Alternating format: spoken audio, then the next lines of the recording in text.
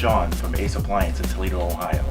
Welcome back to another in-home diagnostic video brought to you by ApplianceVideo.com. Complaint here is that it squeals during operation, so we're just going to turn it on and see if we get lucky, hear any kind of noise.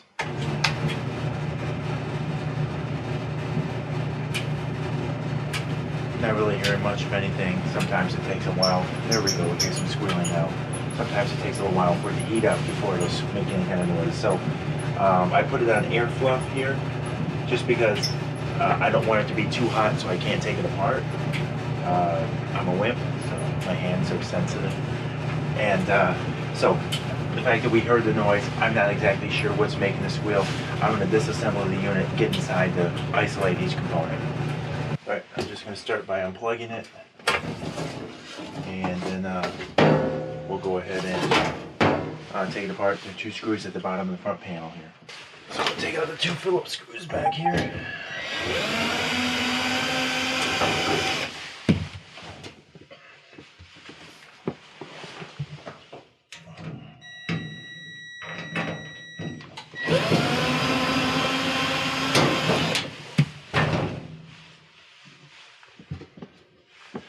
Alright, now that I have that off, the top of the panel is hinged, so it's going to swing out from the bottom. Alright, so I'll just grab it, rotate it out, and see it comes out. And these are the tabs here that made it hinged. Like I said previously, the wires for the door switch are still intact. That's why I'm not just removing the front panel, because we have our wires in here. The next thing I'm going to have to do is take off this front housing. To do that, I'm going to have to, there's a clip that holds the wires, and then there are 4 5/16 screws right here. Okay. So I'm going to go ahead and remove the wires from that clip. Now I'm going to take out the 4 5/16 screws.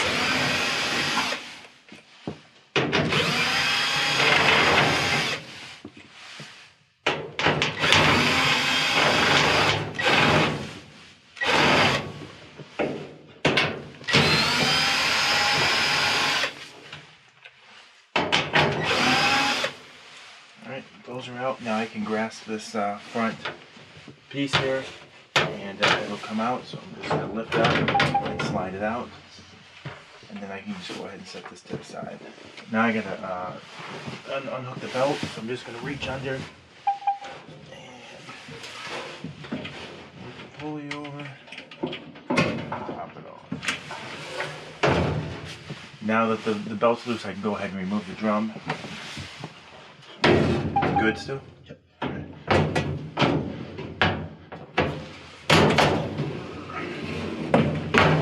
Alright, I'm just going to take it and set it right up top here. So now we have everything exposed here, and I can find out what's causing our noise. So I'm going to start with the root, and alright, well, we got lucky in the front. So the bearing is probably just going bad. I'm going to check the idler pulley, which is here. Not making any noise, and I'm going to give the motor a spin just to make sure that's fine. So obviously our rear drum support is bad there. Typically the one that's going to go first is the one above the heat source. It's going to allow for more expansion and contraction because it does get warmer there. So I'm going to give an estimate to replace them both. Kind of like brake pads in a car. Even though one's bad, you're in there, you might as well do both. Alright, so to replace the roller, first thing I got to do is remove the snap ring. So I have my snap ring pliers, and get the snap ring off. Now I can remove the roller just by sliding it forward. Sometimes if these have gone really bad, you have to really twist them off. Sometimes the bearing sticks on there, and you have to kind of work with it to get it off. So the fact that we got it off, we're going to make sure we have all the washers off. There's one more on here. Slide it off. And then before I go to install the new one, what I'll do is just to kind of help maybe clean that shaft up a little bit, I just take the packaging and put it onto the shaft and just make sure any kind of large debris or anything isn't on there anymore. So now I'm going to go ahead, and it comes with 2 new washers. I'm going to slide the first one on. I'm going to put some lubrication on now.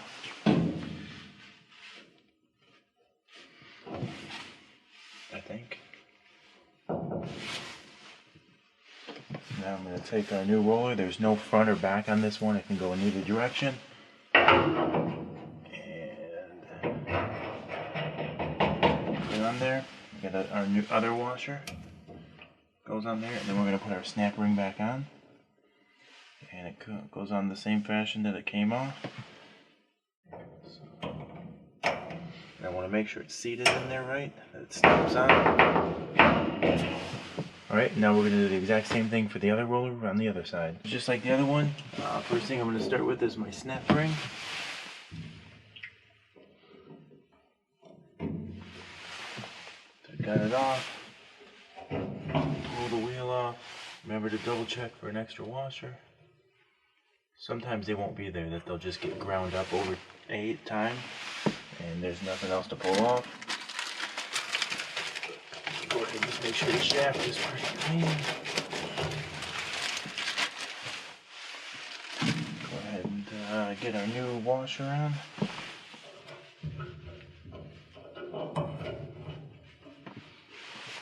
Get some lubrication.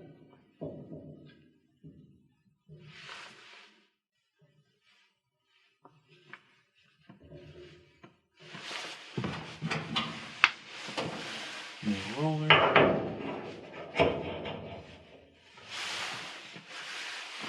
Washer. Snap ring. Make sure that it's on. And the only other thing I'm going to do now for maintenance for the customer is I'm going to pull the idler pulley off, just to lubricate that, and then I'm going to clean up any of that loose lint that I can. Alright, for the idler pulley, this one has a C-clip on there. So I'm just going to take my screwdriver, and I now have the C-clip and the washer that I'm going to reuse. It's in there, and I can see. Alright, idler pulley is going to slide off.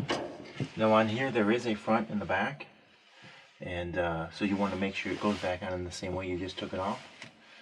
But we have that off. Clean up that shaft a little bit. Throw some lubrication.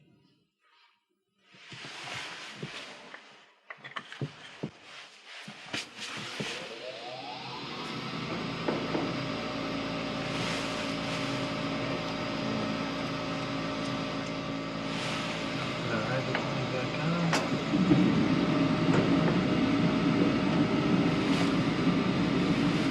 Washer and our C-clip.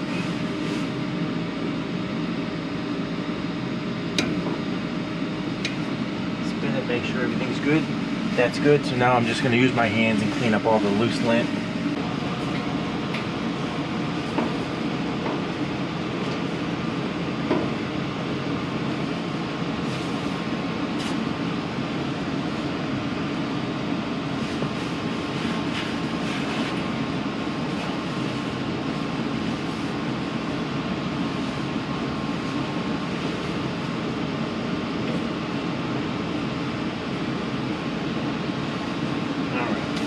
Now we can go ahead and start reassembling at this point. Alright, I'm going to go ahead and put the drum back in.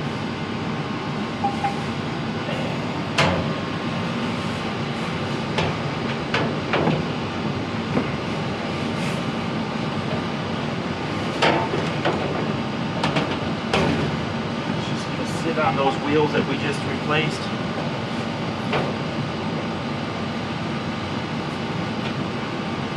Now you're going to take the belt. On this particular style, a smooth side goes onto the drum, so that's the way I have it. Put it in position.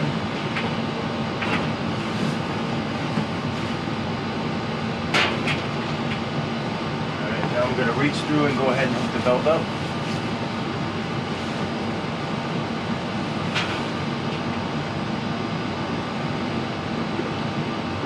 I start by putting it around the idler pulley first. Pull it tight, push the idler pulley up, grab the blow wheel, twist it, top of the belt on the motor pulley, just like you would on a bike chain. Just to make sure it's in there, okay? I'll just turn it, make sure that I see the blower wheel is moving, and I know everything's hooked up. So we got that in place. Now we have to hook our front panel up. Alright, so I'm going to go ahead and get my front panel in position here.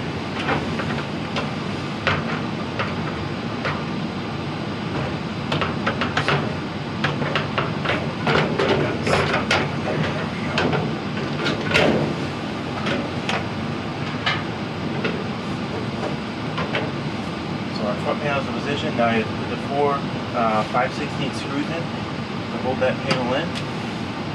Keep going.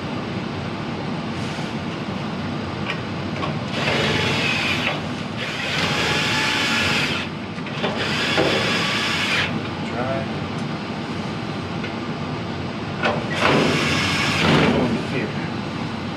Alright, now we got our door switch wires. All I'm going to do is make sure that they tuck behind here. That way I don't have them accidentally get pinched or stick it out the door. So they're behind there now. And then I'm going to come up here, there's a clip, push the clip down, just so that what that does is make sure that they don't go back and touch the drum as it's moving and rub a hole through it. Now I'm going to take our front panel, put the tabs in, and then reattach that.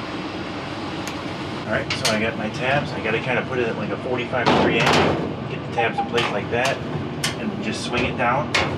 Now it'll hang and hold itself in place. And then we have our two screws at the bottom that we took out. So I can get the angle. Well, first I'll start it with just my finger. Both of them.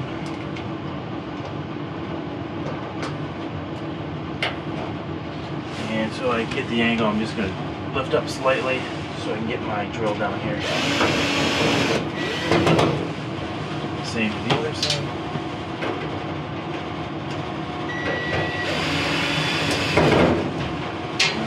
That. Now we'll plug it in, turn it on, and make sure it's quiet. Plug her in. Alright, make sure it's in an on position. Turn it on. Also, we're going to verify that sometimes it's easy on this style for the belt to slip into a, we'll say like a valley on the drum, and then it doesn't put enough tension onto the belt because it's a smaller area that it's covering. So it's possible that we may have to take that front panel back off, slide the belt back, because it just walked when we installed it. So it's on, it sounds much quieter, I don't hear any kind of squeak that we had before. And our drum is not going around, so what's that tell me? That my belt fell into that little valley. So I'm going to go ahead and pop the front panel off, slide the belt back, and put it back in.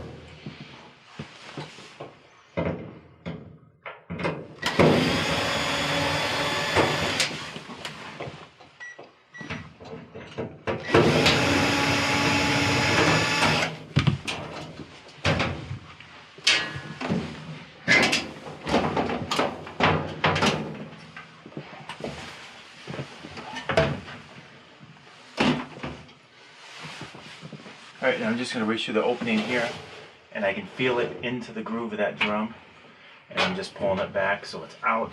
I'm going to double check here, make sure that's good, that's good.